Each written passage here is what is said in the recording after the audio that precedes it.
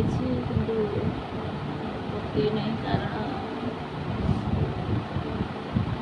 ଚନ୍ଦ୍ରଗ୍ରହଣ ଯୋଉନ ଲାଗିଲା ଇନ୍ଦ୍ରଶ୍ଚବ ପୂର୍ଣ୍ଣିମା ଦିନ ସେଦିନ ପିଇସା ହେଲା ଚାଲିଗଲେ। ତ ଏମିତି କଷ୍ଟ ଲାଗୁଛି। ସବୁ ଓଷାରେ ମାନେ ଖଞ୍ଜେଇକିରି ଆଣିବେ, ଯଦି ତାଙ୍କ ଘରକୁ ଯାଇଥିବୁ ଆଗୁଆ ବ୍ୟାଗ୍ ସଜାଡ଼ି ଦେଇଥିବ ପରିବା ପତ୍ର ସବୁ ଆଣିକିରି। ରବିବାର ଦିନ ସକାଳୁ ହେଲା ଫୋନ୍ ଆସିଲା, ପିଇସା ଦେହ ଖରାପ, ତାକୁ ନେଇକି ଯାଉଛନ୍ତି ହସ୍ପିଟାଲ, କଟକ ଯାଉଛନ୍ତି କି ଏମ୍ସ ଏମିତି କ'ଣ କହିଲେ। ମୁଁ କହିଲି ତରବର ହେଇକି ଗାଧୋଇକି ଆସିକିରି ମୁଁ ଭାଉଜକୁ କହିଲି ଆଉ ବାହାରେ ଦେଖାଅ, ଆଉ କେଉଁଠିକି ଗଲେ ଆମେ ଯିବା ପଛରେ। ତାପରେ ହେଲା ମୁଁ ଗାଧୋଇକି ଆସିକିରି ଠାକୁର ପୂଜା କରିନି, ଜଷ୍ଟ ଲୁଗା ହେଲା ଚେଞ୍ଜ କରୁଛି। ତ ଭାଉଜ ସବୁ ଫୋନ୍ କରିକିରି କାନ୍ଦିଲା, ଆଉ କିଛି କହିପାରିଲାନି। ତାପରେ ସେଇଠୁ ଭାଇ ପୁଣି ଫୋନ୍ କଲା, କହିଲା ବାବା ଆଉ ନାହାନ୍ତି।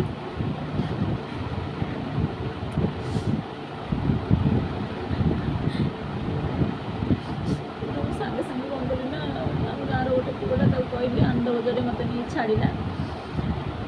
ତାପରେ ଅପେକ୍ଷା କଲି, ବସ୍କୁ ଘଣ୍ଟାଏ ଲାଗିଲା ଆସିବା ପାଇଁ।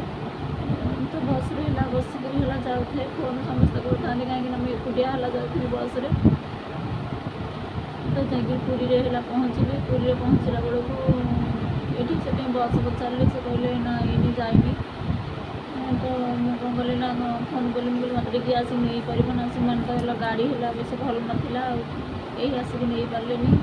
ଆଉ ତ ସମସ୍ତେ ବ୍ୟସ୍ତରେ ବି ହେଲା ଥିଲେ। ତ ଯାଇକିରି ଆଉ ଜଣେ ପିଇସି, ଏବେ ମୋ ବାପାଙ୍କର ପିଇସି ଝିଅ, ସେ ସେଇ ପୁରୀ ମନ୍ଦିର ପାଖରେ ତାଙ୍କ ଘର। ତ ସେ ମୋ ଭାଉଜ ତାଙ୍କ ସହିତ ହେଲା ଯୋଗାଯୋଗ ମୋତେ କରେଇ ନେଲା। ସେ କହିଲା ଯେ ଆଉ ମୁହଁ ପାଖକୁ ଆସିକିରି ଠିଆ ହେବା। ତ ମୁଁ ଯାଇକି ସେଠି ଠିଆ ହେଇଛି। ତ ସେ ମୋତେ ଡାକିଲେ, ଆଉ ଆମେ ଦୁଇ ଜଣ ଯାକ ଅଟୋରେ ପୁଣି ବଡ଼ଶଙ୍ଖ ପର୍ଯ୍ୟନ୍ତ ଗଲୁ। ବଡ଼ଶଙ୍ଖଠାରୁ ପୁଣି ଚନ୍ଦନପୁର ବଜାର ପର୍ଯ୍ୟନ୍ତ ଅଟୋରେ ହେଲା ପଳେଇଲୁ। ତ ଗଲାବେଳକୁ ହେଲା ପିଇସା ହେଲା ଆସିନଥିଲେ, ପିଇସାଙ୍କୁ ଆଣିକିରି। ତ 15 ମିନିଟ୍ ପରେ ଯାଇକିରି, ଅଧଘଣ୍ଟା ପରେ ଯାଇକିରି ପିଇସାଙ୍କୁ ଆଣିକି ଆସିଲେ। ତ ସେଇଠି ହେଲା ଶୁଣିବାକୁ ପାଇଲେ କି ପିଇସାଙ୍କର ମାନେ 4:30ରୁ 4:30 କି 5ଟାରୁ ମାନେ ହାର୍ଟ ଆଟାକ୍ ହେଲା, ମାନେ ଛାତି ତାଙ୍କର ପେନ୍ ହେଲା। ତ ତାଙ୍କୁ ସାଙ୍ଗେ ସାଙ୍ଗେ ହେଲା ତାଙ୍କ କାରରେ ନେଇକିରି ପୁରୀ ପଳେଇଲେ। ତ ପିଇସା ଗଲାବେଳେ କହୁଥାନ୍ତି କି ମୋର ହାର୍ଟ ଆଟାକ୍ ବାହାରିଲା, ମୁଁ ଆଉ ବଞ୍ଚିବିନି, ଏମିତି କହୁଥାନ୍ତି। ତ ତାଙ୍କୁ ନେଇକିରି ମାନେ ଫାର୍ଷ୍ଟ ଟାଇମ୍ ସେ 3-4 ଦିନ ପୂର୍ବରୁ ତାଙ୍କ ଛାତି ଟିକେ ପେନ୍ ହେଉଥିଲା, ତାପରେ ଥଣ୍ଡା ଥିଲା, ଏମିତି କ'ଣ ଘଷାଘଷି କରିଦେଲାରୁ ଭଲ ଲାଗିଲା। ଆଉ ସେତେ ହେଲା ଇଏ କଲେନି, କହିଲେ ଗ୍ୟାସ୍ରୁ ହେଉଛି ବୋଧେ। ତାପରେ କ'ଣ ହେଇଛି ନା ପୁରୀ ନେଇକିରି ହେଲା ଗଲି ଭାରି। ପୁରୀ ଗଲା ପରେ କେହି ସେଠି ଯାଇକି ପହଞ୍ଚିଛନ୍ତି 2 ଜଣ ଡକ୍ଟର ହେଲା କ'ଣ ପ୍ରଥମେ ଜଣେ ଦେଖିଲେ, ତାପରେ ଆଉ ଜଣେ ହେଲା ଦେଖିଲେ। ତ ମେଡ଼ିସିନ୍ ଦେଇକିରି କ'ଣ କହିଲେ, ପାଣି ହେଲା ଦେଲେ, ପୁଳାଏ ବଟିକା ଦେଲେ ଖାଇବା ପାଇଁ। ତାପରେ ଅକ୍ସିଜେନ୍ ଲଗେଇଲେ ଯେ ମାନେ ECG କଲେ, କହିଲେ ଟିକେ ହେଲା ବାହାରିଛି ECGରେ। ଆଉ କ'ଣ କଲେ ନା ଯେଉଁ ଅକ୍ସିଜେନ୍ ଦେଲେ, ଅକ୍ସିଜେନ୍ ସେଟା ସରିଯାଇଥିଲା।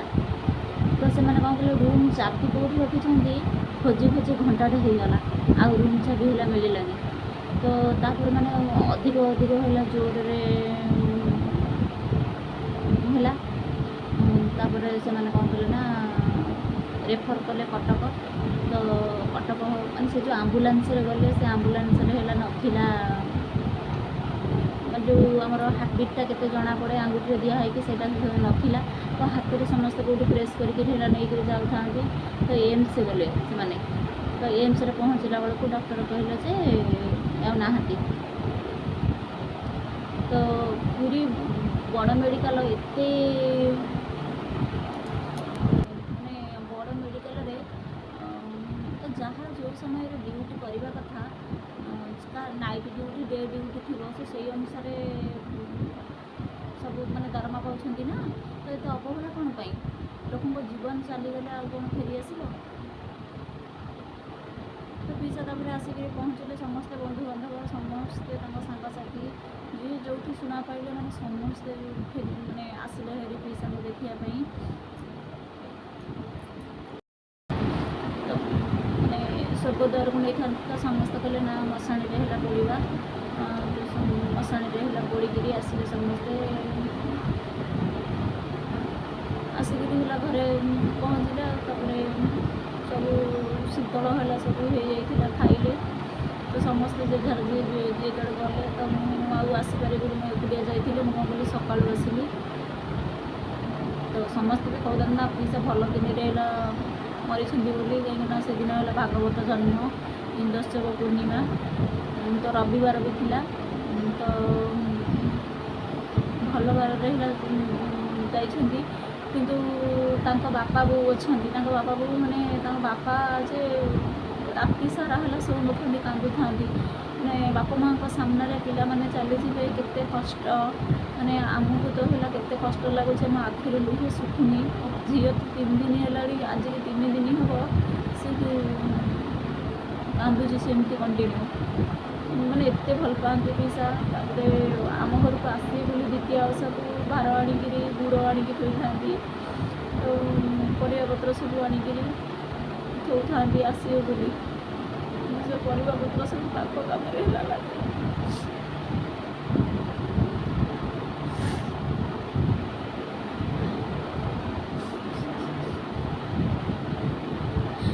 ତ ଭଗବାନ ଯଦି ହେଲା ଦୁନିଆକୁ କାହାକୁ ପଠାଉଛନ୍ତି, ତ କ'ଣ ପାଇଁ ଏମିତି ହେଲା ଦୁଃଖ କଷ୍ଟ ଦେଇକି ନେଇଯାଉଛନ୍ତି? କାହିଁକି ତ ଦୁନିଆକୁ ଶେଷ କରିଦେବ।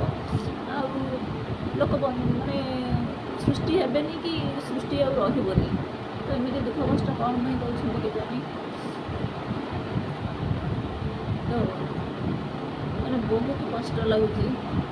ତାଙ୍କ ବଡ଼ ପୁଅ ତ ସିଏ ହେଲା ମାନେ ପଦେ କହିଦେବ କି ନାହିଁ, ତାର କାନ୍ଦ ଷ୍ଟାର୍ଟ ହେଇଗଲା। ସେ ତା ଆଖିରୁ ଲୁହ ଶୁଖୁନି। କେମିତିକି ତା ଉପରେ ସବୁ ତ କହିଲା ବୋଝ ହେଇଗଲା। ସେ କେମିତି ପରିବା ଆଣନ୍ତି ସେ ବି ଜାଣିନି ପର୍ଯ୍ୟନ୍ତ। ପିଇସା ଯେତେବେଳେ ହେଲା ଯିବେ ବଜାରକୁ, ପଲିଥିନ୍ ତାଙ୍କ ହାତରେ ଥିବ, ଦେଇ ପାଇଁ ହେଲା ସବୁ ସଜାଡ଼ିକି ଆଣୁଥିବେ।